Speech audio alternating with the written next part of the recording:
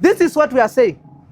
Let our teachers be confirmed, and that thing called internship must stop immediately. Yes. We are teachers who are trained, we have the enough experience. And when you are taking us back to the internship, it is malice, it is wrong, it is unconstitutional, and we are demanding that the TSC should do it with immediate effect. Remember, 44,000 is the magic number. Correct. Number two, the issue of autonomy and independence of junior school. This monster called domiciling, it is a past tense.